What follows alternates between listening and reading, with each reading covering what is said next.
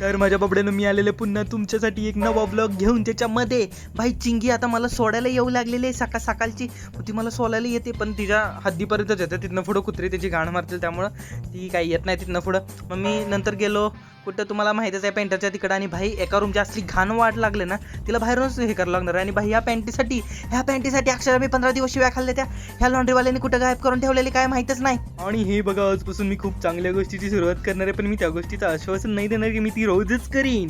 नंतर मग मी गेलो. हे बघा कसं आहे उपाट सुंबच आहे रे. ह्याचं काय जाऊ दे आता मला काय त्याच्याबद्दल बोलायचं नाही.